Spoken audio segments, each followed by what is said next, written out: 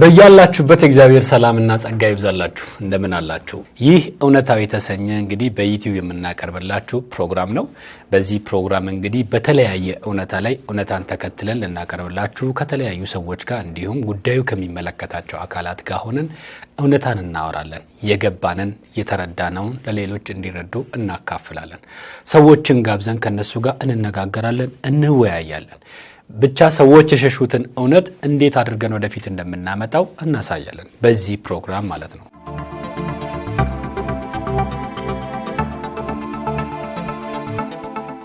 ሰላም ለእናንተ ይሁን እንደምን አላችሁ በተለያየ ዓለማት ሆናችሁ በዚህ ዩቲዩብ ቻናል የምትከታተሉን ወዳጆቻችን በጌታ በኢየሱስ ክርስቶስ ስም ሰላማችን ይድረሳችሁ ዛሬ እንግዲህ አንድ የተወደደ ትልቅ ሰው ይዤላችሁ ቀርብ ያለው ጋዜጠኛ መሳይ አለማየሁን በተለያየ አጋጣሚ ታውቁታላችሁ ትላልቅ ስራዎችን ሲሰራ ከዚህ በፊት አይታችሁት ሊሆን ይችላል ዛሬ ደግሞ ከኔ ጋር ነው መሲ ልክ እንደመጣ እንግዲህ የሆነ ነገር እንድትቀምስ ጋብዤሃለሁ ቀመስከው እንዴት ነው በጣም ቆንጆ ነው እንደገና ባክህ ቅመሰውና ሌንሲ ጩኮ ይስተኛል ቆሪዎችንም ታዘጋጃለች በተለይ የኦሮሞ የባህላዊ ምግቦችን ሌላውንም ትሞካከራለች ትሰራለች ይሄ ጩኮ ደግሞ በጣም የተወደደ ነውና ማለት ይሄ ጉቦ አይደለም ግን እዚህ መድረክ ላይ ስትመጣ ሰዎችንም ስጋብዝ የገባንን እውነታ እንድንወያይ ነው እንጂ አንዱ ተጠያቂ ሆኖ እንትን ምን ሆነበት አይደለም እና ዛሬ ካንተ ጋር ስገናኝ በጣም ደስ ይያለኝ ነው ጥሩ ጊዜ እንደምናሳልፍ እርግጠኛ ነኝ አጠር ያለ ጊዜ ነው የምንወስደው ከሌንሲ ጩኮ እንግዲህ የፕሮግራማችን አጋር ናት ሌላም ጊዜ ሌላም ነገር ሲኖረን ስንደውል ይሄው ትለናለች ስለዚህ በዚህ አጋጣሚ እግዚአብሔር ይባርክሽ ልንላት እንወዳለን ሌንሲ ጩኮን የምትፈልጉ ሰዎች ደግሞ ስክሪኑ ስር በመታገኙት ስልክ ቁጥር ደውላችሁ ማዘዝ ትችላላችሁ ሌላው ደግሞ እንግዲህ ዛሬ ላይ ወጣቶች ብዙ ስራ ይሰራሉ አንድ ወዳጅ ያለ ሾርት ኮድ አለው 4 ዲጂት ቁጥር 9664 ላይ ስለ ቴክኖሎጂ ማወቅ ከፈለክ ምናልባት ስልክ እየተጠቀምክበት ውሃ ውስጥ ከገባ በኮምፒውተር እየጻፍክ ቡና ከፈሰሰበት እንዴት ነው የምታስተካክለው ባጭሩ 9664 ላይ ኦኬ ብለህ ከላክ እዛ ላይ በፈለከው በእንግሊዘኛ በአማርኛ በአፋን ኦሮሞ ቋንቋዎች ጠይቀ ማግኘት የምትችለው ነው ከዛው እቺ ስለ ፋሽን ማወቅ ከፈለክም እዛ ላይ ኦኬ ብለህ ከላክ ተጠቀማለህ እነዚህ ሁለቱ የዚህ ፕሮግራም ስፖንሰሮች ናቸው በጣም እጅግ አድርገን እናመሰግናለን መስዬው እንኳን ደህና መጣ እንኳን ደህና ቆየን ገሜ በጣም ነው ማመሰግነው ስለተገናኘን ከረጅም ጊዜ በኋላ እንግዲህ በእንዲህ አይነት ሁኔታ ለመገናኘት እግዚአብሔር ድሉን ስለሰጠን ማመሰግናለሁ ወደ ውይይታችን እንሄዳለን ነገር ግን አንዳንድ ጊዜ ሰዎች የማያወሩት ነገር አለ ወይ ደግሞ እኛ ያልሰማነው ነገር አንተ ጌታ ኢየሱስ ክርስቶስ እንዴት አገኘ አጠራ አርገስ ያው እኔ ጌታ እኔን ያገኘኝ ነው እንጂ አገኘሁት እኔም እሱን ያልኩት ልክ ነው መጀመሪያ ላይ እንግዲህ አንድ 4 ጊዜ ነው እኔ ጌታን የተቀበልኩት ራሱ የመጀመሪያው ብነግርህ 4 ጊዜ አምስተኛ ላይ መቀበል ምን ዋስትና አለ ባክ ያረክ ነው ወይስ ምንድነው አንዴ ስደክም አንዴ ስበረታ ብቻ እና የመጀመሪያው እኔ ራሴ ነኝ አብሮኝ ያደገ አንድ ወንድም አለ ወሂበ ይባላል አሁን የቤተክርስቲያን ሽማግሌ ነው እሱ ነው ቸርች ዘይኒድ ብዬ ያልኩትና ከዛ ቸርች ይዞኝ ሄደ ማለት ነው እንዴት እንዳልኩት ምንም አላውቅም ያው የእግዚአብሔር ምርጫ ስለሆነ እኛ በመንፈልገው መንገድ ወይም እኛ ባሰብነው ጊዜ ለሚሆን አይደለምና እግዚአብሔር በዛ ጊዜ ውስጥ ነው እንግዲህ የመጀመሪያ እድሉን ያገኘሁት ጌታን ለማወቅ ማለት ነው 5 ኪሎ መካነ ኢየሱስ ነበረ ይዞኝ ሄደ የዛኑ ቀን ነው ጌታን የተቀበልኩት ከአንድ አመት በኋላ ደግሞ ደከምኩ እንደገና ሚዲያ ምናምን ስጀምር ሚዲያ ትንሽ እንትን አደረኩ ብቻ ያን የገባብኝ እውነት ሁሉ ጊዜም ባይ ዘ ዌይ ሰዎችን ወደ ጌታ ቤት ያክስቶቼ ልጆች ይዤ ሄዳለሁ እኔ ነኝ ማለት ነው ሌሎችን ተልጋላ እንዳትሄዱ እና እነሱን ይዣቸው ሲሄድ እንደገና ጌታ እንቀበላለሁ ምናምን እንጦጦ መካነ ኢየሱስ ተቀብያለሁ፣ 5 ኪሎ መካነ ኢየሱስ ተቀብያለሁ፣ አሴምብል ሁለቴ ተቀብያለሁ፣ 4 ማለት እንግዲህ ከዚህ በኋላ ወደ ኦልሞስት 19 20 ዓመት ስለሆነኝ ከዚህ በኋላ መቼም የጌታ እጅ ሁሌም ተዘርግቶ ነው ያለው የሚለው ነገር አንተ ጋር እውነትም ተግብረ እንትን ብሏልና ብዙዎቻችሁ ወደ ኋላ ተመለስኩ ከጌታ ቤት ወጣው ራኩኝ ለምትሉ ሁሉ እንደ ቀልድ ይምሰል እንጂ ሁሌም የጌታ ቤት በር ክፍት ነውና እጁን ዘርግቶ ሁሌም ይጠብቃልና ጌታ ጥሩ ነገር ነው ያነሳው። እውነቱን ለመናገር ብዙዎቻችን ቀላል ይመስለናል ያኔ ሄዳንበት አንዴ ቃሉን ስንሰማ ደግሞ ከውስጣችን አይጠፋም። ተመልሰን ለማምጣትና ከሱ ጋር ለመኖር እግዚአብሔር እድሉን ስለሰጠን በጣም እኔ ሁሌ አመስጋኝ ነኝ። እግዚአብሔርን ባላቅ ኖሮ በለበት አጋጣሚ ያለና ብዙ ነገር ሌላ ነገር ልጠይቅ እስቲ ይሄንን ነገር ባላደረኩት የምትለው ነገር አለ በህይወትህ? ቀደም ብዬ ጌታን አውቄ ቢሆን ኖሮ ብዬላለሁ። እና በአንድ በኩል እግዚአብሔር እዛ ውስጥ ያስተማረኝ ነገር አሁን ላለው ትውልድ ትልቅ ትምህርት ቤት ነው ወይም ደግሞ ትልቅ የለውጥ መንገድ ነው ብዬ አስባለሁ። ለእኔ ግን ፐርሰናሊ ግን የተቃጠሉብኝን ጊዜያቶች ሳያቸው ጭፈራ ቤት ያሳለፍኩት መጠጥ ውስጥ ምኑም ውስጥ በቃ የኃጢአት እንትን ውስጥ ያሳለፍኩታቸው ጊዜያቶች እነሱ ይቆጩኛል። ግን ደግሞ አሁን ያንን ያሳለፍኩበትን ህይወት ደግሞ ለአሁኑ ትውልድ ስናገር ደግሞ ከራሴ ቤተሰብ ከራሴ ልጆች ጀምሮ ትልቅ ተጽዕኖ ያመጣልና የኔ መጎዳት ለሌላው ግን ለውጥ ስለሆነ በዛ በኩል ደስ ይለኛል። እኔ ግን ደግሞ ባለፍኩበት ነገር ውስጥ ተጽዕኖ ይሄንን ባላደረኩት ትላለህ።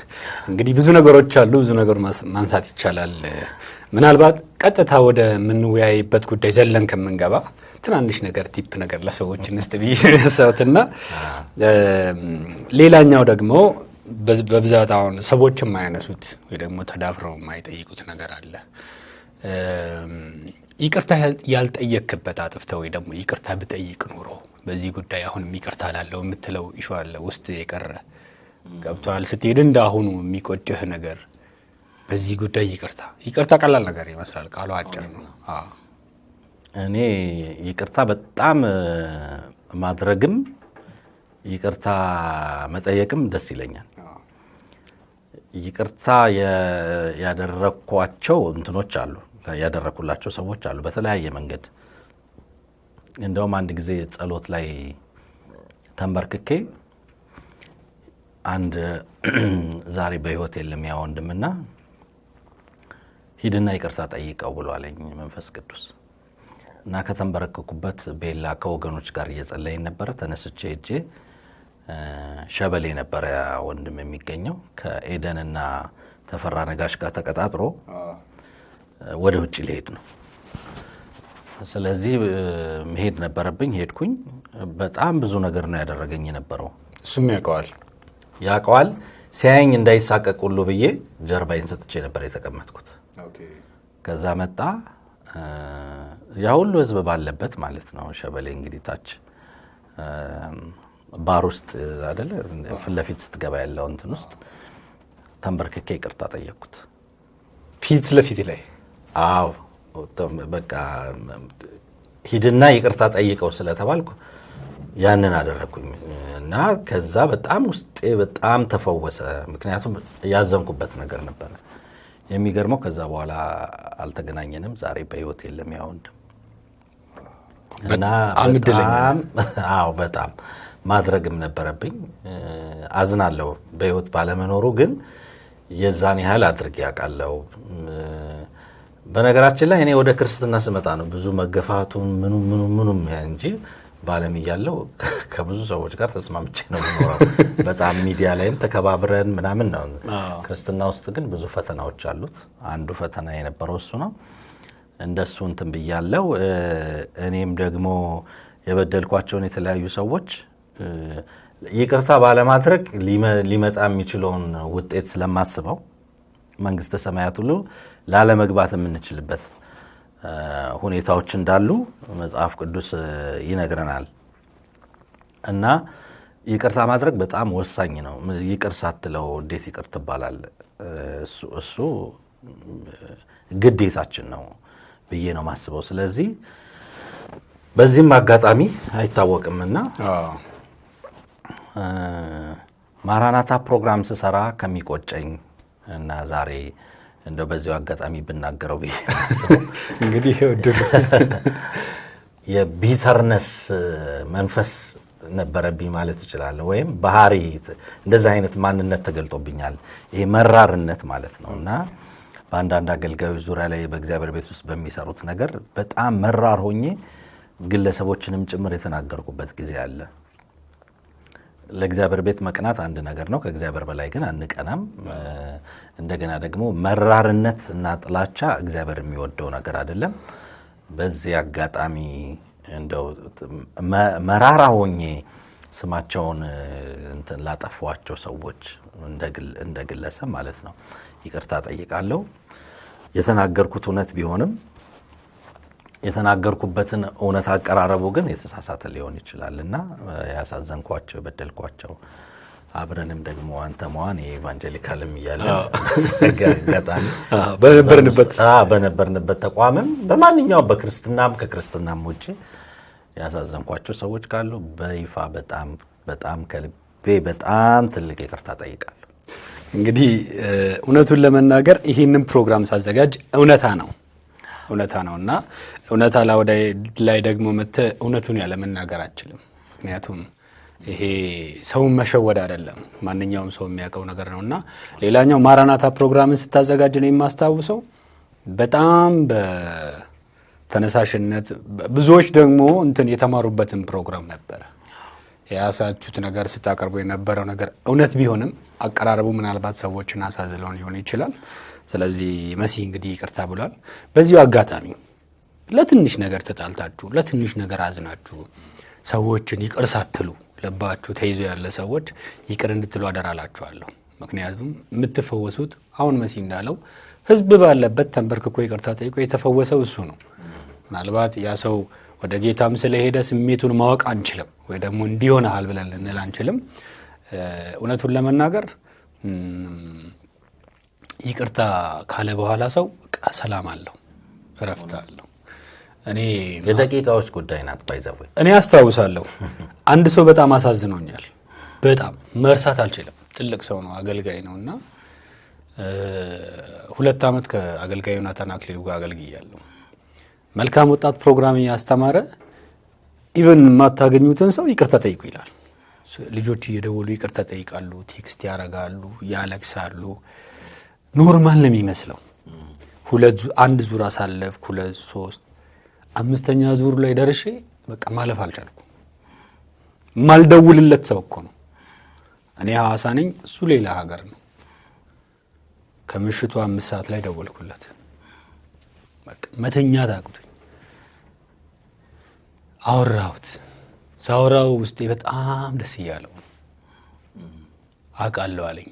አጋጣሚን አጣሁት እንጂ እኔም ይቅርታ ልልህ በጣም ነው የምፈልገው። ዛሬ አንተ ትልቅ ሰው ነህ አለኝ እና አሁን ከዛ በኋላ የሚገርም በጣም ደስ የሚል ስራ አገልግሎት እንኳን አብረን አገልግለናል። በአካል አግኝቼ አውርቼዋለሁ እና ይቅርታ ስትል ተፈወሳለህ። አንተ ራስህ ነው የምትድነው እንጂ ሰውየው አይደለም። እንግዲህ መስዬ ብናወራ ብዙ ኢሹ ነው ያለው፣ ግን ዛሬ የተገናኘንበት አንድ ጉዳይ አለ። እኔም አንተም የሚዲያ ባለሙያ ነን፣ ሚዲያ ላይ ነው ያለነው። የሚዲያ ጉዳይ ሲነሳ፣ የአገልግሎት ጉዳይ ሲነሳ ደግሞ ቅድም አንተም እንዳነሳው በዚች በምንኖርበት ዓለም ላይ ብዙ ሰዎች አሉ፣ አገልጋዮች አሉ። ሰሞኑን ደግሞ አንድ ዓለም አቀፍ ትልቅ ሚዲያ አንድ ክርስቲያኖችን የተመለከተ ኢሹ ይዞ ወጥቷል። ምናልባት ስለ ቲቪ ጆሹዋ አሁን ስም ጠቅሰን ሁሉም ሰው ያወራበት ስለሆነ ያንን ዶክመንተሪ ያየኸው ስለሱ እንድንወያይ ነው የፈለኩት። ዛሬ ውይይታችን ክቡራን ተመልካቾቻችን ስለ ቲቪ ጆሹዋ ነው። ከዛም በኋላ ደግሞ እኔም አገልጋይ ነኝ፣ እሱም አገልጋይ ነው። ብዙዎች አገልጋዮች አሉ። ስለ አገልጋዮች ነው የምናወራው ዛሬ። አገልጋይ ተብሎ ዓለም ላይ ኖሮ ካለፈው ሰው ህይወት ምንድነው የተማርነው? ዓለምስ ለምንድነው እንደዛ ስለሱ ያወራው? አይተኸዋል ዶክመንተሪውን? እንደ እውነቱ ከሆነ ሙሉ ለሙሉ አላየሁትም፣ ግን በአብዛኛው በሱ ዙሪያ ላይ ትንታኔ ሲሰጡ የነበሩ ሰዎችን እንትኖችን ለመስማት እድሉን አግኝቻለሁ። ሰሞኑን ሌላ የምሰራቸው ስራዎች ስለነበሩ ቢዚ ሆኜ ነበረ። ሁለተኛ ነገር ደግሞ ባዮስ ምንድነው ከሰማዋቸው ነገሮች አንፃር ባዮስ ምንድነው ልል የምችለው የሚለውን ነገር ያሰብኩበት ነበርና ከሱ ጋር የነበሩ የሚያገለግሉ ዋይዝ ሜኖች ስለሱ የሰጡትን አስተያየት ሰምቻለሁ። እንደገናም ቢቢሲ የሚያወጣውንም አንዳንድ ሰዎች ተርጉሞት የተናገሩትን ትንሽ ቀንጨብ ያሉ ሀሳቦችን ሰምቻለሁ። ሶስት አይነት ነገሮች አሉ። አንድ እሱን ደግፈው የቢቢሲን እንትን የሚቃወሙ ሰዎች አሉ።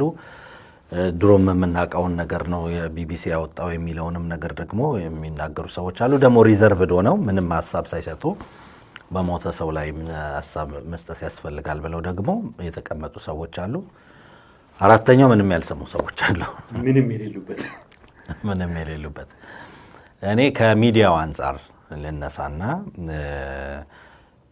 አንድ ሚዲያ ሲቋቋም የራሱ የሆነ ዓላማ አለው፣ የራሱ የሆነ ጥቅም አለው። ቢቢሲ ለምንድን ነው የቲቢ ጆሹዋን የሰራው ብለን ስናስብ ከሚሰራው ከሚያገኘው ጥቅም አንጻር ወይም ደግሞ ሂድን አጀንዳዎች ደግሞ ይኖሯቸዋል አይደል? አንዳንድ ጊዜ ሚዲያዎች ከላይ ሌላ ነገር ያራግባሉ፣ ከውስጥ ደግሞ ሌሎች የሚሰሯቸው ነገሮች አሉ። ስለዚህ የቢቢሲ ሚዲያ በየትኛውም የስርጭት እንትኖች ውስጥ ስታይ የእንግሊዝን ጥቅም ከሚያስከብሩ ነገሮች ወይም ደግሞ የእንግሊዝን ሀገር የሚያስጠብቁ ነገሮች ላይ ብቻ ነው ፎከስ አድርጎ የሚሰራው። ከዛ ውጭ ግን ባሉት ላይ ለምሳሌ አፍሪካን በሚመለከት ስፔሻሊ ኢትዮጵያን በሚመለከት ባሳለፍናቸው ዘመናት ኢትዮጵያ ለምሳሌ በትግራይና በኢትዮጵያ መካከል በነበረው ግጭት ላይ የነበረውን ነገር ስታይ ከኢትዮጵያ ውስጥ ከሚከሰቱ ከረሃብ ጋር በተያያዘ ያሉ ነገሮች ሌሎችንም በአፍሪካም ዙሪያ ላይ ያሉትንም ነገሮች ስታይ ምንድን ነው የሚያስተላልፈው? እስከ ዛሬ ያስተላለፋቸው ነገሮች ምንድን ናቸው? እምነትን በሚመለከት፣ ባህልን በሚመለከት፣ ፖለቲካውን በሚመለከት የትኛውን የሚያነስ ስራ አስተላልፎ ያውቃል? እንደ ሚዲያ ተቋም ማለት ነው። ትልቅ ሚዲያ ነው፣ አንጋፋ ሚዲያ ነው። ግን የሀገሩን ጥቅም ከማስከበር አንጻርና የሚዲያውን ደግሞ ዓላማ ከማስፈጸም አንጻር ብቻ ነው የሚሄደው። ስለዚህ አንደኛ ነገር ለምንድን ነው መስራት ያስፈልገው? ለምሳሌ ስለ ማይክሮቺፕስ ወይም 666 የአውሬው መንፈስ ብለን የምንለው መጽሐፍ ቅዱስ ላይ ስላለው ነገር ምንድን ነው የሚያስተላልፈው? ቢብሊካል የሆነውን ትሩዝ ያስተላልፋል? አያስተላልፍም። የጾታ ለውጥ ጉዳይ አሁን ዓለም ላይ ትልቅ ኢሹ ነው። እሱን በሮንግ ዌይ ይሄ ተገቢ አይደለም ብሎ ያስተላልፋሉ? አያስተላልፍም። እንደገና ደግሞ አፍሪካ ውስጥ ያለ ግን ደግሞ ትልልቅ ተጽዕኖ እያመጡ ያሉ ነገሮች ላይ ብታየው እዛም እንትን ውስጥ አታገኘውም። እና እዛ ላይም ቀረቡ የተባሉት ሰዎች እንግዲህ ጌም የሆኑ አሉ። ለምሳሌ ሰሞኑን የካቶሊኩ ጳጳስ ግብረ ሰዶማዊነትን እንደውም የእግዚአብሔር ቃል የሚደግፈው ነው ብለው ተናግረዋል። የአፍሪካ ምንድነው የአፍሪካ የካቶሊክ ጳጳሳት ደግሞ ይህንን ነገር ውድቅ አድርገዋል። እሳቸው የእግዚአብሔር ሐሳብ ነው ብለዋል። ግን ይህንን ከፍ አድርጎ አላወራውም። እና ምንድነው እዛ ጋር ያለው? ለምንድነው ይህንን የሰራው? በህይወት እያለ ለምን አልተሰራም? የሚሉትን ነገሮች ስታይ ከሚዲያው በስተጀርባ አንድ ነገር ሊኖር እንደሚችል መገመት አያዳግትም። ቲቢ ጆሹዋ ያጥፋም ቲቢ ጆሹዋም ትክክልም ይሆንም ማለት ነው። ስለዚህ የሚዲያው ኢንቴንሽን ምንድን ነው የሚለውን ነገር ነው መጀመሪያ ማወቅ ያለብን። በየትኛው የጽድቅ ስራ ላይ እውነታን ገልጦ ያውቃል? ክርስቶስን ሰብኮት ያውቃል? አያውቅም። ግን ለምንድን ነው ይሄኛውን ዘሮንግ የሆነ ነገር ተፈልጎ ሊወጣ የቻለበት የሚለውን ነገር እሱን ነው ማሰብ ያለብን አንደኛ በዋናነት ማለት ነው። የቲቢ ጆሹዋን ጉዳይ እናስቀምጠውና የእንግሊዝ ሚዲያ ምንድነው መስራት የፈለገው? ምንድነው እዛ ጋር ቲቢ ጆሹዋን ተንተርሶ ከበስተጀርባው ሊያስተላልፍ የፈለገው መልእክት ምንድነው የሚለውን ስናየው የሆነ ሂድን አጀንዳ አለ። ምናልባት እነዚህ ሂድን አጀንዳዎች አሁን ያለውን ክርስትናን የማስጠላል ክርስትናን የማስጠቆር ውድቅ እንዲሆን የማድረግ ነገሮች የክርስትናን እንቅስቃሴ የማጥፋት ነገሮች እንደዛ አይነት ነገሮች ሊኖሩ ይችላሉ ብዬ አስባለሁ። የቲቢ ጆሹዋን እግር በእግር እንደዚህ አድርጓል ብሎ ለማለት አንተም የምታውቀው ነገሮች መኖር አለበት ብዬ አስባለሁ። እንግዲህ መሲ ብዙ ነገር ማንሳት እንችላለን፣ ብዙ ነገር መነጋገር እንችላለን። እኔ ቀጥዬ ላነሳ የነበረውንም ጥያቄ ስላነሳው የቲቢ ጆሹዋን አገልግሎት አንመዝነውም። አሁን ልክ ነበር አይደለም፣ ይሄንን ሁሉ አመት ሲያገለግል እንደዚህ ነው እንደዛ ነው ብለን ለማለት እኛ አሁን ላይ አንችልም። ነገር ግን በቢቢሲ በኩል መምጣቱ ጥያቄ ያነሳል። በቢቢሲ በዛ በኩል መምጣቱ ጥያቄ ያነሳል። ሲቀጥል ወደ 50 አይነት 3 ቪዲዮዎች ናቸው ያሉት። ክፍል 1 አሁን ትናንትና ማታ አጋጣሚ ቼክ አድርጌ ነበር። ኦልሞስት 4 ሚሊዮን ገብቷል ተመልካቹ። በጣም ዓለም ላይ ተመልካች አለው እና አንተ እንዳልከው አንተ እንዳነሳኸው የትኛውም መልካም ነገር የትኛውም በጎ ነገር ስለ አፍሪካ ሲያስብ ነው ያየነው? ወይንስ የትኛውን ጥሩ ነገር ወስዶ ለኛ ሊሰጣል ለትውልድ ሲሰራ ነው ያየነው? በቃ ለማጥፋት የራሳቸውን ነገር ለመጫን እንደዚህ አድርጉ ለማለት ሲሰሩ ነው እንጂ ለምሳሌ አሁን በጣም እዚህ ሀገር ላይ ሰዎች የሚወራረዱበት ብዙ ሰው ቁማር ውስጥ የገባበት ኳስ እኮ ከየት ነው የሚመጣው? ከዛ ነው የሚመጣው። ቀላል ነው የሚመስለን፣ ኖርማል ነው የሚመስለን በየሰፈራችን ስላለ ወጣቱ ሄዶ ምን ላይ እንደሚውል ስንት ቤተሰብ በዛ ጉዳይ እንደተጎዳ እኮ ዲቴል ብንሄድ በጣም ጉዳቱ ትልቅ ነው። ጣዖትም ጭምር ሆኗል እግር ኳስ እዛም ደረጃ ደርሷል። ቅድም አንተ እንዳልከው ደግሞ ከጀርባው የሆነ ነገር አለ። አሁን ስለዚህ ሰውዬ በጣም ትልቅ ነበረ የቲቢ ጆሹዋ ስም። አገልጋይ ከሚባሉ ሰዎች ዓለም አቀፍ በቃ ቦታ ካላቸው ከነቦንኬ በቃ አሉ ከሚባሉት በቃ ትልቅ ሰው ነበረ። የናይጄሪያ መንግስት ከፍተኛ ጥበቃ የሚያደርግለት በራሱ ሴኩሪቲ የሚያስጠብቀው ለሀገሪቱ ትልቅ ገቢ ሲያስገባ የነበረ በሱ ምክንያት ሰዎች ወደዛ ሲሄዱ በቃ ብዙ ጥቅም የጠቀመ ሰው እንደዛ ሲታይ። አሁን ግን በቤተ ክርስቲያን ውስጥ ችግር አለ ችግር የለም ማለት አንችልም። በደንብ አለ ችግር፣ በደንብ አለ። ብዙ ነገሮች ሊኖሩ ይችላሉ። ከምን አንጻር ነው ምን አስበው ነው እነሱ ብለን ብዙ ነገር መነጋገር እንችላለንና ስለዛ ጉዳይ ጥሩ ነው ጥሩ አይደለም ብለን ከማለታችን በፊት የቢቢሲ ጉዳይ አንድ ነው። እንደገና በእውነት ይሄ ጉዳይ መነሻ ባይኖረው የሆነች ቅመም ባትኖር ወይ ደግሞ የሆነች ነገር ባትኖር ይሄ እዚህ ጋር ይደርሳል ወይ? እኔ የዚህ 11 ዓመት እሱ ጋር ነበርኩ 16 ዓመት እሱ ጋር ነበርኩ ይሄን ሁሉ ዓመት እሱ ጋር ነበርኩ ብለው የሚሉ ሰዎች ከዜሮ ተነስተው ነው የሚያወሩት። አንተ እንዳልከው እነዛ ዋይዝማን የተባሉ ሰዎችም ወጥተው ብዙ ማብራሪያ ሰጥተዋል። እሱንም አይቼዋለሁ። ይሄን አለ ይሄ ታዲያ እንዴት ነው? ይሄን አለ ይሄ ታዲያ እንዴት ነው ብለው የሚሉት ነገር አለ። 2016 ላይ ነው ያ ፎቅ የወደቀው። ከዛ በኋላ ስላለው ነገር ብዙ ነገር ተብሏል። በየቀኑ ሴቶችን ይደፍራል ተብሏል። እንደዚህ ያደርጋል ተብሏል። የሆነ መጽሔት ደግሞ አይተ ከሆነ እዛ ላይ ደግሞ የናይጄሪያ አብያተ ክርስቲያናት ህብረት አይታዘዝም ነበር፣ አይሰማቸውም ነበር፣ በብዙ ነገር ይቃወሙት ነበር። ብዙ ኢሹ ነው የሚያነሱት እነሱምና እስቲ እሱ ብዙ ሰፊ ነገር የሚፈልግ ጉዳይ ነው። እዚሁ ላይ አንድ ነገር ልጨምርልህ። አንድ ጓደኛ የዛ ሀገር ሄዶ የሱ ተቃዋሚ ወይም ደግሞ የአብያተ ክርስቲያናት አባል የሆነ ሰው ምን አለው? ቲቢ ጆሹዋ ጋር መሄድ ፈልጌ ነበር አለው። ናይጄሪያ ሄዶ እሱ ጋር ከሄድክ እኔ ቤት አትመጣም አለ። እኛ አለው እሱ ሲናጎግ ቸርች ባለበት መንገድ ከሄድን ለኛ አይደለም ለመኪናችን ጎማ ንስሐ እንገባለን ብሎ የዚህን ያህል ነው የሚቃወሙትና እንግዲህ ያው እንዳልከው ነው። አንድ ነገር ስንመዝን ከመጽሐፍ ቅዱስ ከእግዚአብሔር ቃል አንጻር ነው። እንደ እግዚአብሔር ቃል አስተምሯል ወይ እንደ እግዚአብሔር ቃል ልምምድ ነበረ ወይ የሚለው ነገር እሱ ኮንትሮቨርሻል የሆነ ሰው ነው። በህይወትም እያለ ብዙ የሚቃወሙትም ነበሩ የሚደግፉትም ነበሩ። እንደ እግዚአብሔር ቃል ስትመዝነው ነው እውነታው ይሄው ነው ብለህ ማስቀመጥ የምትችለው። የሴቶች መደፈር ይሄ ሁሉ ሴት ሲደፈር እስከ ዛሬ ድረስ ለምንድን ነው ያልወጣው የሚለው ነገር ደግሞ እሱ ለዛውም እኮ በየቀኑ ነው የሚሉት። በየቀኑ ሴቶች ይደፈሩ ነበር ነው የሚባለው። እዛ ውስጥ የራሱ እስር ቤት አለው ነው ያሉት። የራሱ እስር ቤት የራሱን ልጅ እዛ ውስጥ አስሮ ሲያሰቃይ ነበር ነው ያሉት። በቃ ብዙ የማጠበቃቸው ነገሮች አሉ። ኢቭን የራሱ ሐኪሞች እዛ ግራውንድ ውስጥ አለ። በሽተኛ ሲመጣ ቼክ አድርጎ ወደሱ የሚያስተላልፍ ኢቭን ሰዎችን መድኃኒት የሚሰጥ ድነዋል ብለው እንትን እንዲሉ የሚያደርግና ብዙ ነገሩ ግራ ነው የሚገባ። እስከ ዛሬ የት ነበሩ? ለምንድን ነው ይሄ ሁሉ ዘመን የተቆየው የሚባል ነገር ይነሳልና እስቲ ብዙ እውነታው እንግዲህ ብዙ ነው። ዛሬ እኔ እናንተ እዚህ ጋር ቁጭ ብለን ለመቋጨት አንችልም። አንድ ነገር ግን ላንሳ።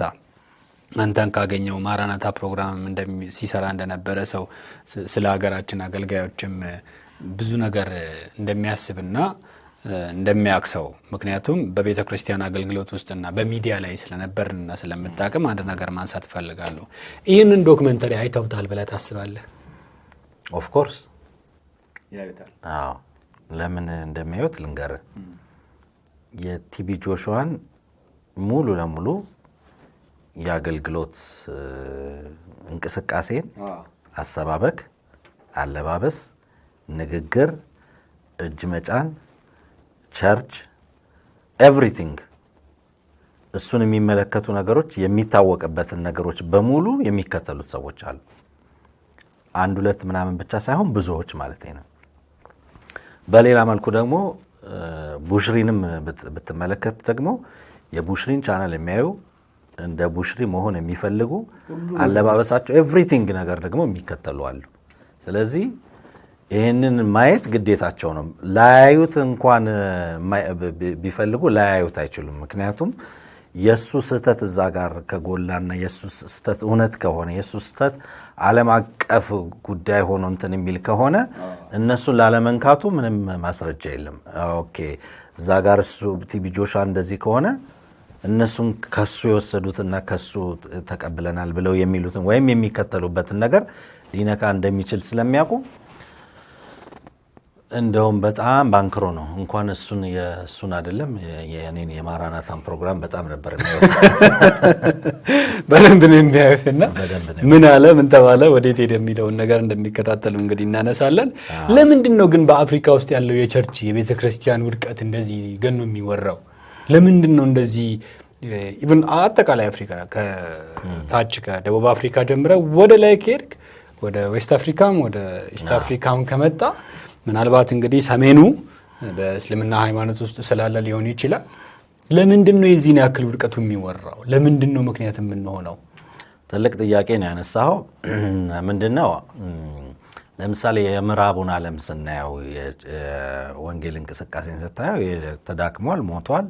አንዳንድ ቸርቾች ሲኒማ ቤቶች፣ አንዳንድ ቸርቾች መጠጥ ቤቶች፣ ምግብ ቤቶች ከዛም ውጭ ደግሞ ወደ መስጊድነትም ጭምር የተቀየሩ አሉ። የተለያየ አገልግሎት የሚሰጡም አሉ። ተዘግተው ደግሞ ለቀብር ማስፈጸሚያ ጊዜ ላይ ብቻም የሚከፈቱበት አሉ።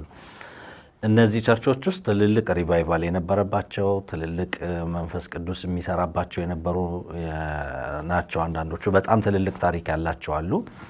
ስለዚህ እዛ ጋር የሞተ ነገር ነው ያለው። ስለዚህ ክርስትና የሚጠበቀው ወይም ትልቅ ተሐድሶ ለሌላውም ዓለም ይሆናል ተብሎ የሚጠበቀው ከአፍሪካ ነው። ስለዚህ አፍሪካ ጋር በጣም ትልቅ ግምት አለ ወይም ትልቅ እሳቤ አለ። ከዛ የሚነሳ ነገር ዓለምን ሊሸፍን ይችላል ተብሎ የሚጠበቅበት በራሱ ደግሞ አፍሪካን ስታየው አንደኛ ትልቅ የኢኮኖሚ ድቀት ያለበት ምድር ነው። እንደገናም ደግሞ ከእምነት ጋር ብትሄድ ወደ ኋላ መለስ ብለህ ብታይ ካልቸራል እምነቶች ትልቅ ተጽዕኖ ያመጡበት ምድር ነው። አንዱ አፍሪካ ላይ ትልቁ ችግር ተብሎ እንትን የሚባለው መንፈሳዊውም ነገር አለ፣ ዊችክራፍት አሰራሩም አለ እና እንደውም እኛ ሀገር እኮ በጣም የሚደረጉ ነገሮች ከሌላው አፍሪካ አንጻር ስታየው በጣም ጨዋ የሚባል ወይም ደግሞ እንደው ትንሽ ናቸው ተብሎ የሚባልበት ነው። ብዙ አፍሪካ ቸርቾች ውስጥ ስታይ እስከ ቄሶቻቸው ድረስ ወይም የቤተ ክርስቲያን መሪዎቹ ድረስ ጠዋት ቸርች ሄደው ከሰዓት ዊችክራፍት ያለበት ቦታ ላይ መሄድ እንደ ኖርማል የሚታይበት ሁኔታ አለ። ሁለቱም ጋር ይሄዳሉ። ሁለቱም ጋር መሄዳቸው ትክክል እንደሆነ አድርገው የሚያስቡ አሉ። ከዛ ባሻገር ደግሞ በጣም ደግሞ ኃይለኛ የጸሎት ሰዎችም ደግሞ እግዚአብሔር የሚሰራባቸው ሰዎች አሉና የተደባለቀ ነገር ነው ያለው። የወንጌል እንትኑን ግን ስታይ የመጣው እኮ ከምዕራቡ ነው። ከምዕራቡ ዓለም ከአሜሪካን ከሌሎች የተለያዩ ሀገራት የመጣ የወንጌል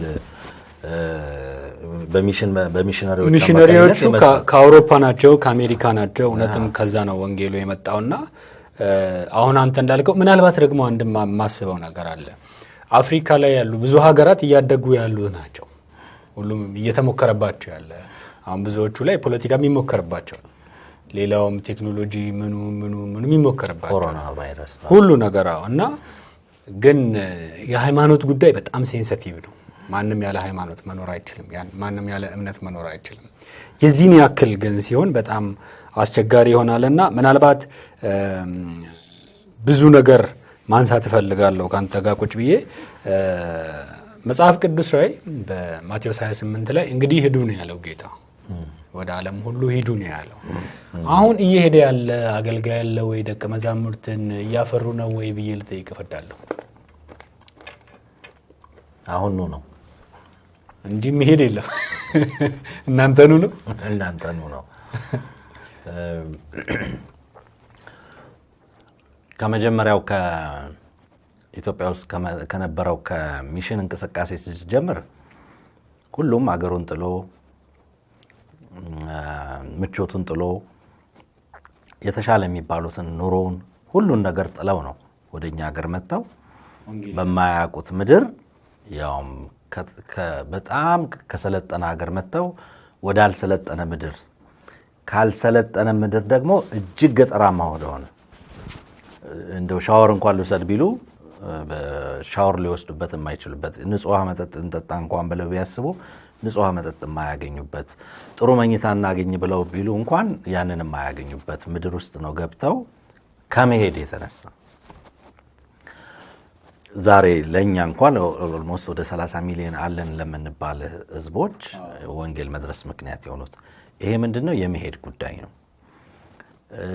እኛ ጋር የመሄድ ጉዳይ ብዙም አይደለም። ከሌላው ቸርች ወደ ሌላው ቸርች የማፍለስ ከሌላ ቦታ ያለውን አገልጋይ ልክ እንደ እግር ኳስ ዓለም ማለት ነው ወጣ ምናምን ብሎ ሲል እኛ ጋር እንውሰድህ እኛ ጋር እንትን እንበልህ ያው እኛም በሚዲያ እናውቀው የለ እኛ ምናምን የምንባልበት አይነት። ስለዚህ የመሄድ እንቅስቃሴ የለም። የመሄድ ከሌለ ደግሞ የደቀ መዝሙር ማፍራት የሚቻልበት ሁኔታ አይደለም የሚኖረው። እና የማን ተከታይ ናቸው ብለህ ብትለኝ እዚህ ዘመን ላይ ብዙ ክርስቲያን ወይ የቸርቹ ተከታይ ነው ወይ የዛ የቸርቹ መሪ ተከታይ ነው ወይ የስጦታ ተከታይ ነው የጸጋ ስጦታ ተከታይ ነው እንጂ ትክክለኛ ደቀ መዝሙር ብለህ የምትለው ነገር ላይ ስታየው አታገኘውም። ቁጭ ብለህ ስለ ወንጌል ልታወራ ቁጭ ብለህ ስለ ፓስተራቸው 50 ደቂቃ ይነግሩና ስለ ኢየሱስ 5 ደቂቃ መንገር የሚከብዳቸው አሉ። ስለ እግዚአብሔር ቃል 5 ደቂቃ መንገር የሚከብዳቸው አሉ። ስለ ሌላ ጉዳይ ስለሱ ላይፍ ግን ብትጠይቃቸው ወይም መጠየቅ የማያስፈልግህም እንዲሁ አንስተው በቃ እዛ ላይ ሰቅለው ምናምን ከክርስቶስ በላይ ስለውል የምትመልስበት አለ። የማን ደቀ መዝሙር ናቸው ብለህ ብትለኝ እነዚህ ሰዎች የዚህ አገልጋዩ ደቀ መዝሙር ናቸው። አንዳንዶቹ የቸርች ተሟጋች ናቸው። ለቸርቻቸው ብቻ ሲሟገቱ ታያቸዋለህ። ለቸርቻቸው ቀኝ እጅ ናቸው ምናምን በቃ ብዙ ነገር መሆኑ አይደለም። ግን ኤክስትሪም ባለፈ መልኩ ልክ ከጌታ ሳይሆን ልባቸው ላይ ነክሶ የምታየው ወይ ቸርቹ ነው ወይ አገልጋዩ ነው ወይ ደግሞ የጸጋ ስጦታ እስከሚሆንበት ድረስ ነው እንትን የምታየውና እንዲህ አይነት ነገሮች ትክክለኛውንና የክርስቶስ ደቀ መዝሙር ናቸው ብለህ ለማለት እስከማትችልበት ድረስ የምንደርስባቸው እውነታዎች ናቸው ያሉት አሁን ላይ ማለት ነው። ያ ማለት ግን ሌሎች የክርስቶስ ደቀ መዛሙርት ወይም ደግሞ ክርስቶስን የሚከተሉ እውነተኛ ደቀ መዝሙሮች የሉ ማለት አይደለም። እየሄዱ ያሉ ወንጌልን የሚሰብኩ ዋጋ እየከፈሉ ያሉ ሰዎች የሉም ማለት አይደለም። ነገር ግን በአብዛኛው ዛሬ ላይ ሁሉም ቁጭ ብሎ የሆነ የራሱን ደሴት ፈጥሮ የራሱን የሚፈልገውን ሲስተም ፈጥሮ ነው እያለ ነው። እዛ ደግሞ የሚሄዱ ደቀ መዛሙርቶች ስለ ራሱ ነው የሚያወሩት፣ ስለ እሱ ነው የሚናገሩት። እዛ ስላለው ነገር ነው እንጂ ስለ ሌላው እንኳን መስማት አይፈልጉም። ስለ ግለሰቡ ስላሉበት ሁኔታ ነው እንጂ የሚወራውም ስለ ወንጌል አይወራም። ለዛም ነው ብዙ ነገራችን ወሬ ብቻ የሆነውና አትሄዱም እስከ መባል ይደርሳል። እንትና ጋር አትሄዱ በግልጽ እንትና ጋር የሄደ ሰው ተከታታዩላ ወይ ደግሞ ተከታትሎ ወዴት ሄድክ ለምን ሄድክ ብሎ የሚጠይቁላ ሰው እንዳለ ነውና ማስበው። በቴሌቪዥንም ባይዘወይ ያየዋል። ሌላው ቴሌቪዥን ላይ ሄደ ከታየ እዛ ላይ ያየውና ሪፖርት ይደርስ ቸርች ስትመጣ እንትን ቸርች ቆይተን ነበር ለምን ሄድክ ትባላለና ይሄ በጣም ሲል የሆነና በጣም የሚያስቅም የሚያሳዝንም ነገር ነውና ያ ማለት እንግዲህ ዘመናችን ላይ እውነት ወንጌል እየተሰበከ ነው፣ ወንጌልን እየሰራ ነው የሚለውን ነገር ጥያቄ ውስጥ እንድንገባ የሚያደርግ ነገር ነው ብዬ ነው የማስበው። እባክህ መሲ ይሄን ነገር ቅመሰውና ተመልካቾቻችን ይሄንን የዩቲዩብ ቻናል ከወደዳችሁት ባካችሁ ሰብስክራይብ ማድረግ እንዳትረሱ፣ ሼር አድርጉ። ማንን ይዘንላችሁ እንድትመጣ ትፈልጋላችሁ ወይ ስለምን እንድንነጋገር ትፈልጋላችሁ? የትኛውን እውነታ ወደፊት እንድናመጣ ትፈልጋላችሁ? ኮሜንት ላይ ጻፉልን። ፕሮግራማችን እንግዲህ ሌንሲ ጩኮና 9664 ላይ ኦኬ ብላችሁ ብትልኩ እነሱ ስፖንሰሮቻችን ናቸው። መስዬ ወደ መጨረሻው ላምጣ። ብዙ ነገር ማውራት ፈልጋለሁ ካንተ ጋር ብዙ ኢሹዎችን ማንሳት እንችላለን፣ ብዙ ነገር መነጋገር እንችላለን። አንድ አማኝ ቅድም አንተ እንዳልከው አሁን 4 ጊዜ ነው ጌታን የተቀበልኩት ወደ ኋላ ተመልሻለሁ። ዛሬ ሰው ወደ ኋላ ቢመለስ ከቸርች ቢጠፋ ይጠየቃል? ቢሄድስ የሱ ተጠያቂ ማን ነው? እስቲ የት ጠፋ፣ የት ነው ያለው፣ እንዴት ነው ሆንከው ይባላል? ለምን ቸርች ቀረ? እንደዛ አይነት የድሮ ክርስትና አይነት ነገር አለ። አንድ ጊዜ ቸርች ውስጥ ብዙ ሰዎች ጠፉና መሪም ስለነበርኩ ቸርች ውስጥ ከዲያቆናት ዋና አስተባባሪው ጋር አወራን እና ስናወራ ምንድነው ያደረግነው? የጠፉትን ሰዎች ስም ሊስት እናውጣ ተባለ። ከዛ የጠፉትን ሰዎች ሊስት አወጣን።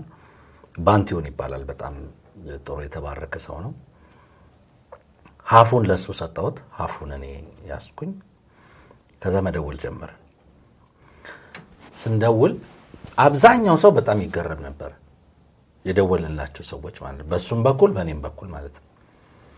ቸርች ቀርተን ጠፍተን በዚህን ያህል የክርስትና ዘመናችን ውስጥ ተፈልገን አናቅም፣ እንዴት ደወላችሁ ነበር የሚሉት የነበረው ሰው ጥያቄ ያነሳል። አዎ መፈለግን ይፈልጋል፣ ሪስፔክት መደረግን ይፈልጋል፣ ያለበትን ህይወት አንተ እንድታቀለት እንደ መሪ ይፈልጋል፣ ኑሮውን እንድታቀለት ሊያወራህ የሚፈልገው ብዙ ነገር አለ። አሁን ቅርብ ጊዜ ውስጥ ብንሄድ ይሻለናል ብላ ያለችው ልጅ እኮ የምታወራው እኮ የሚሰማት ሰው ቁጭ ብላ ልታወራለት ሰው ፈልጋ በቃ የሚያዳምጣት የሚሰማት ሰው ፈልጋ። ብዙ ወጣቶች ደግሞ አሁን እንደው በግልህም እንደው ወደ ቸርች አካባቢ ሄደ እንትን ብትል ሚዲያ ላይ መስራት ሲፈልጉ መተው ይጠይቁሃል። የሆነ አገልግሎት መጀመር ሲፈልጉ መተው ይጠይቁሃል። ካንተ መማር የሚፈልጉ በጣም ብዙ ትሁት ወጣቶች አሉ፣ ማወቅ የሚፈልጉ ማለት ነው። እና እንዲህ አይነት ነገሮች የግድ ያስፈልጉናል። የግድ ማድረግ የሚገቡ ነገሮች ናቸው። አስራት ሲከፍል ብቻ ፖስታ የያዛችሁን አናውጣ ምናምን ተብሎ ይሄ ምንድነው መባረክ ሌላ ነገር ሊያደርግ ማለት ማን ይሰጣል ማን አይሰጥም የሚለውን ነገር የመለየት ብቻ ስራ ሳይሆን የሚጠበቅብን ትልቁና ዋናው ነገር እንደ መንጋ እግዚአብሔር የሰጠህን በጎች መጠመንት ማድረግ አለብህ። አንድ ጊዜ በህልሜ የምናየው ብዙ በጎች አውሬ መጥቶ ይበላቸዋል፣ ድብ ይበላቸዋል፣ አንበሳ ይበላቸዋልና የምችለውን ያህል ለማስጣል ስሞክር አይ ነበር እና ይገባኝ ነበር። ያው እኔም በዛው አይነት እንትን ውስጥ ስላለፍኩኝ ማለት ነውና እየቆሰሉ ግን ደግሞ የምችለውን ያህል እንትና ፋይት አደረግ ነበር ከነዛ አንበሶችና ድቦች ጋርና አሁን የት ነው ያለው የሚለው ነገር እንዴት ነው የሚኖረው የሚለውን ነገር ምንድነው ቻሌንጃቸው? አንዳንዱ እኮ ሲጋቡ ያውቃሉ፣ ሲፋቱ ሁሉ ላያውቁ ይችላሉ። ያጋቡና ከዛ በኋላ ሲፋቱ አያውቁም። ቸርች ምንም አታውቅም። ቸርች እስከዚህ ደረጃ ድረስ እንትን የምትልበት አለ። በዚህ ላይ ደግሞ በጣም በጠንካራ እንትን ውስጥ የሚሰሩ አሉ። የቤት ለቤት ህብረቶች ላይ ምናምን እንደዚህ የመሳሰሉ ነገሮችን በደንብ በጠንካራው እና ልምድ መቅሰም ቢኖር ለምሳሌ የሙሉ ወንጌልን ልምድ ኤምኬሲ ብትቀስም ኤምኬሲን ሙሉ ወንጌል ሌሎችም እነዚህ አዳዲስ ዋን ማን ሊደርሺፕ የሆኑ ቸርቾች ምናምን እንደዚህ አይነት ነገሮች ላይ ቢበረቱ እንጂ በዚህ የመጣው ህዝብ በጓሮ በር ቢወጣ ምን ይጠቅማል? እንግዲህ እውነቱን ነው ያልከው። አንድ ሰው ምን አለኝ፣ በቃ አጋጣሚ ሆነው እንተዋወቃለን። እኔ ከእሁድ ውጪ ሌሎች ቸርቾች ይሄዳለሁ እና እንገናኛለን። ልጁ ባንከር ነው፣ ግን በታማኝነት በነበረበት ቸርች በቃ ይወስዳል። አስራቱ ማድረግ ያለበትን ያደርጋል። ህብረት ውስጥ ይሳተፋል። ምናልባት ምናምን እኔ ፈልጌ ያጣሁትና ስልኩን ስሞክር አይሰራም። በትክክለኛ የገጠመኝ ነገር ነው። ስልኩን ስሞክር አይሰራም እና የእሱን ጓደኛ አውቀዋለሁ። እሱ ጋር ስደውል እንዴ እሱ እኮ ካናዳ ሄዳ አለኝ። ኦኬ በቃ ሶሻል ሚዲያ ላይ ያገኘዋለሁ እየጻፍኩለት ተገረመ በጣም። አሁን አንተ እንዳልከው በጣም ተገረመ። ከዛ ተደዋወልን፣ በኢንተርኔት ተደዋወልንና በዋትስአፕ ነው በምንድን ነው ያገኘሁት። እንዴት አንተ ደወልክ? እንዴት ፈለክኛል? በጣም ነው የተገረመው። እውነቱን ለመናገር እስከ ዛሬ ለምንድን ነው እዛ የኖርኩት? ለምንድን ነው አስራቴን ስከፍል የኖርኩት? ከዛ ጠፍቼ በቃ ያባከና ያለኝ የለም። የት ነው ያለው ይሄ ልጅ ያለኝ ሰው የለም። ብዙዎቹ ሰዎች አዝነዋል። ብዙዎቹ ባሉበት ቤት ተዘግቶባቸዋል፣ ታመው ቀርተዋል፣ ወይ ደግሞ የሆነ አደጋ አጋጥሟቸዋል። አይታወቅም። በህይወታቸው ያላሰቡት ነገር ውስጥ ወድቀው ሊሆን ይችላል። ቅድም እንዳልነውና ጠያቂ ያስፈልጋል።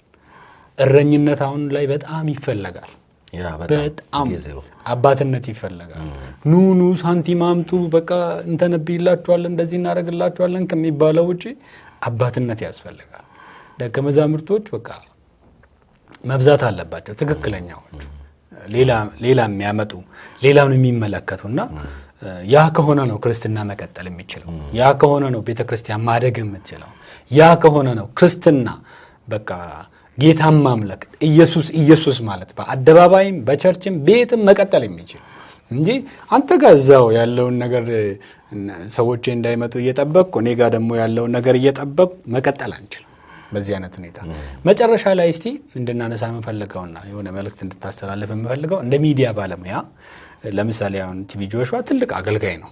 ትላልቅ አገልጋዮች ቢወድቁ በአገራችንም ያሉት ወይ ደግሞ የነሱ ድካም ይሄ ነው ብሎ የሆነ የሚቀስር ሰው ቢመጣ አማኞች ምን ማድረግ አለባቸው? ዜናውን ሲሰሙት ወይንም ደግሞ ነገርየውን ሲመለከቱት ምንድነው ማድረግ ያለባቸው? እውነት ነው በቃ እኔም ወደዛ ነኝ ብለው ነው መውጣት ያለባቸው ወይንስ ደግሞ እንዴት ነው ህይወታቸውን ከጌታ ጋር ያለውን ኮሙኒኬሽን መጠበቅ ያለባቸው? ክርስትና ወድቆም የመነሳትም ስቶም የመመለስም ዝሎም የመጠንከርም ውጤት ነው። እነዚህን ነገሮች ሳታይ አታልፋቸውም። ክርስትና ውስጥ ትስታለህ፣ ትመለሳለህ፣ ትወድቃለህ፣ ትነሳለህ፣ ትዝላለህ፣ ትደክማለህ፣ ደግሞም ትበረታለህ። ይሄ ኮመን ላይፍ ነው። በምንም አይነት መልኩ የምትቀይረው እንደው በብርታት ጀምሬ በብርታት እጨርሰዋለሁ የምትለው ነገር አይደለም። በብርታት ትጀምረዋለህ፣ የሆነ ሰዓት ላይ ደግሞ ትደክማለህ፣ እንደገና ትነሳለህ። ጻድቅ 7 ጊዜ ወድቆ ይነሳል ነው የሚለው መጽሐፍ ቅዱስና የመጀመሪያው ነገር በተለይ ለኛ ሀገር ሰዎች መናገር የምፈልገው ለኛ ሀገር ክርስቲያኖች ሰው ሲወድቅ ሰው ሲስት ተረባርቦ የባሰ እንዲስት የባሰ ከእግዚአብሔር ቤት ውስጥ እንዲወጣ የማድረግ ነገር ላይ በጣም በእጅጉ የሚተጉ ሰዎች እናያዩት። ቅርብ ጊዜ ስሙን መጥቀስ የማልፈልገው አንድ ዘማሪ የቆየ ታሪኩን ነው የተናገረው። ስተቱን ተናገረ። ባይናገር ኖሮ እኮ ይችል ነበር፣ ግን የቆየ ታሪኩን ተናገረ። የተወረደበት ውርጅብኝ ሳየው በጣም ነው ያዘንኩት ያፈርኩት ማለት ነው። ከልጁ ድርጊት እሱ ከፈጸመው ነገር ይልቅ የዛ ሁሉ ሰው ስድብ፣ የዛ ሁሉ ሰው ጥላቻ፣ የዛ ሁሉ ሰው እንዴት ልብስን፣ ሰው እንዴት ፊትን፣ ሰው እንዴት የሆነ ቁመናን አይቶ እስከ መተቸት ይደርሳል ወይም እስከ መሳደብ ይደርሳልና ስድብ ከመግደል እኩል እንደተጻፈ የማያውቁ ብዙ ክርስቲያኖች ያሉ ይመስለኛል። ሐሜት ከመግደል እኩል ነው የተጻፈው። የሆነ ቸርች ውስጥ የሆነ ነገር ስላደረገ የምትሳደበው ስድብ ከሱ እኩል ኃጢአት እንደሆነ የሚያስቡ ያሉ አይመስለኝም። እና ይሄ በጣም ከባድ ነገር ነው። እና ማንኛውም ሰው ቢወድቅ የወደቀውን ያ ሰው እንድናነሳው፣ እንድናቀናው፣ እንድንመልሰው ነው እንጂ በላዩ የስድብ ናዳ በላዩ ውድቀቱን እንድናፋጥን አይደለም። ሁለት አይነት ሰዎች አሉ። አንዱ ወድቀው የሚነሱና ከስተታቸው ተምረው የሚቀጥሉ ሰዎች አሉ። በአደባባይም ይቅርታ የሚጠይቁ ሰዎች አሉ። ሁለተኞቹ ደግሞ መውደቃቸውንም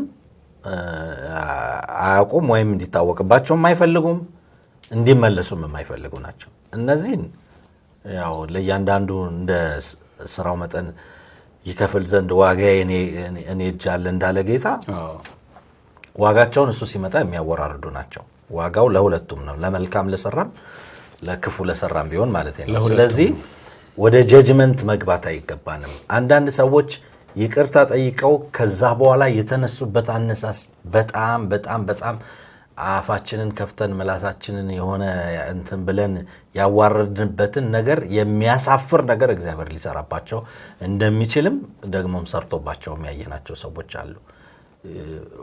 ኮዙን አናውቀውም። እኛ ልብ መርማሪዎች አይደለንም፣ ወሳኞቹ እኛ አይደለንም። እግዚአብሔር የዛን ሰው አወዳደቅ ኮዙን ያውቀዋል፣ ልቡን መርምሮ ያውቀዋል። ልብንና ኩላሊትን የሚመረምር እግዚአብሔር ነው። እኛ ውጤት ነው የምናየው፣ ውጤት ነው በቃ። ማለት የሆነ ነገር መስማት ነው፣ የሆነ ነገር ሆነ ሲባል ነው ምን የሆነ ከውጤት ጋር የተያያዘ ነገር ነው የምናየው። እግዚአብሔር ደግሞ ሞቲቭን ነው የሚያየው። ያ ሰው በምን ምክንያት ያንን ነገር እንዳደረገ እግዚአብሔር ስለሚያውቅ ያንን ሰው እግዚአብሔር ወዲያውኑ ምሮትም ሊሆን ይችላል። በ5 ደቂቃ ውስጥ ባደረገው ንስሐ በተጸጸተው መጸጸት ውስጥ እግዚአብሔር ምሕረት አድርጎለት ሊሆን ይችላል። እኛ ግን ይዘነው ዓመት ሙሉ፣ ወር ሙሉ፣ ዘመን ሙሉ ምናምን። አንዳንድ ቸርቾች እኮ የዛሬ 17 ዓመት ታግደው እስከ ዛሬ ያሉ አሉ። እስከ ዛሬ ድረስ መሪዎቹ ተለዋውጠዋል፣ 10 ጊዜ ተለዋውጠዋል። ግን እነዛ ሰዎች እንደታገዱ ናቸው ስታየው ማለት ነው። እና ምን አይነት ሊደርሺፕ ነው ብለህ ታስባለህ? እና ነገ ሰው ሊመለስ ይችላል። ነገ ከእግዚአብሔር ጋር ታርቆ ከነበረበት ነገር በብዙ እጥፍ ሊያስነሳው ይችላል። በጣም በዓለም ላይ ትልልቅ የተባሉ አገልጋዮች ጋድስ ጀነራልን ስታነብ ትልልቅ የተባሉ አገልጋዮች ብዙ ጊዜ ወድቀው በሚገርም ክብር እንደገና ተነስተዋል።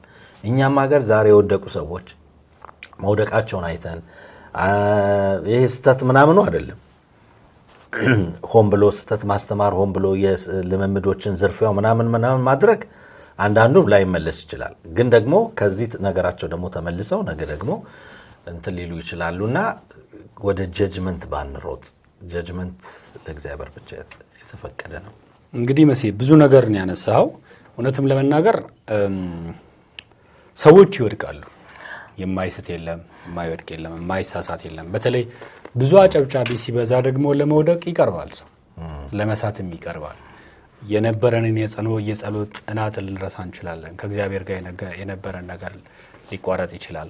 ነገር ግን እንደዚህ ገፍቶ ሲመጣና አንድ የሚዲያ ላይ ያለ ሰው ወይ ደግሞ በህዝብ የሚታወቅ አገልጋይ ሲወድቅ እኛ ቆመን ራሳችንን ማየት አለብን። በዛኛውም ሰው ላይ ላለመፍረድ ራሳችንም ደግሞ ወድቀን እንዳንገኝ መጽሐፍ ቅዱስም ላይ እንዳለው ለሌላው ላይ ጣቱን የሚቀስር ሰው ወድቆ እንዳይገኝ ለራሱ መጠቀቅ እንዳለበት ነው መጽሐፍ ቅዱስ ያስቀምጠው። ማንም የቆመ ቢመስለው እንዳይወድቅ ይጠቀቅ ይላልና ያኛውንም ማሰብ አለብንና እውነቱን ለመናገር ዛሬ ክርስቲያኖች ከዚህ ይማራሉ። ይሄንን ነገር የተመለከቱ ሰዎች የሆነ ነገር ያገኛሉ ብዬ ተስፋ አድርጋለሁ። በዓለም ላይ በተለያየ ጊዜ ሰዎች ጥሩ ስራ ይሰራሉ። ያ ጥሩ ስራቸው ላይ ወራላቸው ይችላል። ሲሳሳቱ ግን ስተታቸው ገኖ ይወጣል። እኛ ደግሞ ከስተቱ እንማራለን። ጸንተን ቆመን በእግዚአብሔር መንግስት እንድንገናኝ ደግሞ እግዚአብሔር ይርዳን። መጨረሻ ላይ ልትለው የምትፈልገው ነገር ካለ እድሉ ልስጥ። በዚሁም ደግሞ እስቲ ይሄንን ዩቲዩብ ቻናል ሰብስክራይብ አድርጉ በላቸው። ቴንኪው በጣም ከልቤ ብዙ ነገር ውስጥ ያለውን ነገር እንድናገር እድል ስላመቻቸልኝ እግዚአብሔር አምላክ ይባርክ። ዘመኑ የሚዲያ ዘመን ነው። መጨረሻ ላይ የምናገረው ይሄንን ነው። አንድም ሚዲያ ስለ ጌታ ልናወራበት የምንችልበት ያልነበረበት አጋጣሚ ብዙ ዘመን ነበር። አሁን ደግሞ አባቶቻችን በጸለዩት እናቶቻችን በማለዱት ምልጃ እግዚአብሔር ትልቅ እያንዳንዳችን ስልካችን ላይ ሚዲያዎችን እስኪሰጠን ድረስ እግዚአብሔር ይህንን እድል ፈጥሮልናል። ቴሌቪዥኖች ብዙ አሉን። ከ30 በላይ ቴሌቪዥን ጣቢያዎች አሉን፣ ከሁሉም እምነት በተሻለ መልኩ ማለት ነው። ሶሻል ሚዲያዎችን ብትል በጣም ብዙ የፕሮቴስታንቱ ማህበረሰብ ነው እየተሳተፈበት ያለበት። ቲክቶክም ሁሉም ነገር ላይ ትልቅ ንቁ ተሳትፎ አለ። በአብዛኛው ግን ስታየው እኛ ወንጌላውያን አማኞች አካባቢ ጋር ያለውን ነገር ስታየው በአብዛኛው በፐርሰንት ስታየው አብዛኛው ጥላቻና እርስ በርስ መነቃቀፍ፣ እርስ በርስ መሰዳደብ፣ እርስ በርስ መጠላላት ያለበትን ነገር ነው የምታየው። እና እግዚአብሔር የሰጠንን ትልቅ እድል ሌላውን ሰው ልናተርፍበት፣ ሌላውን ሰው የመዳንን መንገድ ልናሳይበት፣ ሌላውን ሰው ከድቅድቅ ጨለማ አውጥተን ወደሚደነቅ ብርሃን ልንጠራበት የምንችልበትን ትልቅ እድል ሰይጣን በሚሰጠን የቤት ስራ ያንን በአንድ ጊዜ ሚሊዮኖችን ልናገኝበት የምንችልበትን እድል እያበላሸ ነው ያለነው። ያንተን ጥፋት እኔ ሚዲያ ላይ ይዤ መውጣቴ ምንድነው የሚሰጠኝ ጥቅም? ምንድነው ማተርፈው? ስለ ብዙ ሰዎች የምናወራቸው ነገሮች እኮ ክርስትናን እንዲጠላ ያደረግን፣ ወንጌልን ሰው እንዲጸየፍ ያደረግን፣ ወንጌል ሲሰበክ ሰው እንዳይሰማ እያደረግን ያለንበት ዘመን ውስጥ ነው። እድል ተሰጥቶን እድሉን ግን እኔ እንደውም አንዳንድ ጊዜ እላለሁ ምን አለ እግዚአብሔር ይሄኛውን ጸሎት ባይሰማው ይሻል ነበር ብዬ ሁሉ እስከምል እደርሳለሁ። ለምን ከምናተርፍበት ነው ይልቅ የምንጠፋፋበት። እኛ እርስ በርስ ወደሆነ ነገር ነው ሁሌም የምናተኩረውና ትልቅ እግዚአብሔር እድል ሰጥቶን ወንጌል የምንሰራበትን እድል አስቀምጠን ሰው ኢሹ እንዴት ይሆንብሃል? ለምንድን ነው ኢሹ የምትሆንብኝ አንተ? እኔ ጌታ ሰብኬው አውርቼው ተርኬው ዜና አድርጌው ትረካ አድርጌው ዋቴቨር ማንኛውንም በሙያዬ እስከ ጥግ ድረስ ልጠቀምበትን የምችልበትን ጌታ እሱን ማውራት ትቼ አንተ እንዴት ለኔ ቢዝነስ ትሆንብኝ? እንዴት አንተ እኔ ውስጥ ትልቅ ገዝፈህ ስላንተ የሆነ ነገር ምናምን ላጠና ይችላል? እና በጣም እግዚአብሔር የሰጠንን ትልቅ እድል፣ በጣም እግዚአብሔር የሰጠንን ወርቃማ እድሎች በዚህ ዘመን ውስጥ ሚዲያ ሰጥቶን ብዙ ነገር ሰጥቶን እርስ በርስ ከምንበላላበት ይልቅ ክርስቶስን እንስበክበት። ገና አልሰበክነውም እኮ ጌታ እኮ አንተ 1000 ዓመት ኖረ ብትሰብከው እኔ 1000 ዓመት ኖሬ ብሰብከው አንድም ነገር ሳይመሳሰል ለሁለታችንም በተሰጠን ነገር ብዙ ሚሊዮኖችን ግን ማትረፍ እንችልበታለንና ወንጌል እንስበክበት። አትቀልዱ በአገልጋዮች ቲክቶከሮች፣ እባካችሁ ስሙኝ። በእግዚአብሔር መንፈስ አሰራር ላይ አትቀልዱ። ወንጌል ስሩ። ወንጌል ላይ አተኩሩ። ሰዎችን በማዳን ሰዎችን በመለወጥ ይሄ ማህበረሰብ ብዙ ጥያቄ አለው። ኢትዮጵያ ውስጥ ብዙ የኢኮኖሚ ጥያቄ አለ፣ የፖለቲካ ጥያቄ አለ፣ ማህበራዊ ጥያቄ አለ፣ የኑሮ ጥያቄ አለ፣ የሃይማኖት ጥያቄ አለ፣ ብዙ ነገር። እዚህ እንደዚህ ላለ ህዝብ የሰላምን መንገድ፣ የረፍትን መንገድ፣ የእውነትን መንገድ ብንነግረው ትውልድን እናተርፍበታለን፣ ህዝብን እናሳርፍበታለን። ስንት ነገር ጥያቄ እያለብን የሆነ ነገር መጥቼ እንደገና የምጨምርብህ ያ ሰው እኮ ማረፍ ይፈልጋል። እናንተ ደካሞች ሸክም የከበደባችሁ ወደ እኔ ነው እኔ ማሳርፋችኋል። የሚያርፍበትን መንገድ ኢየሱስን ብንነግረው ብዙ ሰዎችን ማትረፍ እንችላለን። እና ከንትርክ ከጭቅጭቅ እርስ በርስ ከመበላላት አንዳችን ላይ ከምንጠቋቆም ወንጌልን ከመስበክ ይልቅ ሰዎችን ላይ ኢሹ ሆኖ ሁሌ እንዲህ እያሉ እንትን የሚሉ ሰዎች ይገርሙኛል። በቃ የነሱ እንትን እያሉ እና እንደዚህ ታውትና እንደዚህ በቃ ኢየሱስን እናውራው። ኢየሱስን ማውራት አያልቅብንም። የማያልቅ ዜና የማይሰለች ርዕስ ነው የሚለው አንተ። ስንት ዓመት ሰራን አልቆብናል? ምንም ሟላ ኢየሱስ ተሰብኮ አልቋል። በነበረበት ኢቫንጀሊካል ላይ እንደዛው አልነበረም። ሁሌ አዲስ ነው እሱ። እሱን እንስበክበት። እግዚአብሔር አምላክ ይባርክ። አክብረህ መጥተህ በዚህ እውነታው በሚለው ፕሮግራም ላይ ስለተሳተፍክ እግዚአብሔር እጅግ እጅግ እጅግ ይባርክ። አሜን። እንግዲህ በሌላ መድረክ እንገናኛለን። ተመልሰን እንደምትመጣና በሌላ ርዕሰ ጉዳይ እንደምናወራም ደግሞ ተስፋ አድርጋለሁ። ምክንያቱም ይሄ መድረክ የልባችንን ወይ ደግሞ እውነት ነው። ይሄ አማኞች መስማት አለባቸው የምንለውን ነገር የምናወራበት የምንወያይበት፣ እስቲ ይሄ በዚህ ጉዳይ ላይ እናወራ ብለን ተገናኝተን የምናወራበት መድረክ እንዲሆን እመኛለሁና እግዚአብሔር ይስጥልኝ። ታንኪዩ ገሜ። እኔም አመሰግናለሁ። ጌታ ኢየሱስ ይባርክ። ሰብስክራይብ አድርጉ፣ ሼር አድርጉ፣ ላይክ አድርጉ፣ ሌላ ምን ልበል፣ ኮሜንት አድርጉ፣ ሀሳባችሁን አስቀምጡ በላችሁ። ሀሳባችሁን አስቀምጡ ኑና ደግሞ ተሳተፉ። ደግሞ ይሄንን ሚዲያ ደግሞ ባላችሁ በጸሎትም በገንዘባችሁም በማቴሪያል እንድትደግፉ ጥሬን አቀርባለሁ። በጣም ወደው የማከብረው አብረን በሰራንበት ጊዜ ውስጥ ትልቅ የጌታ ልብ ትህትናን ሁሉም በሰዎች ልብ ውስጥ ትልቅ ፍቅርን ያተረፈ ወንድሜ ነውና ቴንኪዩ። እግዚአብሔር ይባርክ ስለተገናኘን። ተባረክ መስዬ። አሜን። እሺ እንግዲህ የእውነታው ፕሮግራም ተመልካቾች የዛሬው ፕሮግራማችን ይህንን ይመስል ነበር። ከተወዳጁ ጋዜጠኛ መሳይ አለማየሁ ጋር ያደረግነው ቆይታ ሰምታችኋል፣ ተከታትላችኋል። ብዙ ነገር እንዳገኛችሁ፣ ብዙ ነገር እንደተማራችሁበት ተስፋ አደርጋለሁ። እባካችሁ እንግዲህ ቤተሰቡ ነው፣ ሰብስክራይብ አድርጉ። እንዲሁም ደግሞ ኮሜንት፣ ላይክ ማድረግ ለሌሎችም ማዳረስ እንዳትረሱ። ሀሳብ ካላችሁ ጻፉልን። ባለውም ስልክ ብትደውሉልን ደግሞ እናነሳለን፣ እናወራችኋለን። በሌላ ጊዜ በሌላ እንግዳ እስክንገናኝ ፕሮግራሙን አዘጋጅቼ ያቀረብኩላችሁ ገመቺ ሱመታ ቦራና ነበርኩ። በጌታ ሰላም ቆዩልን።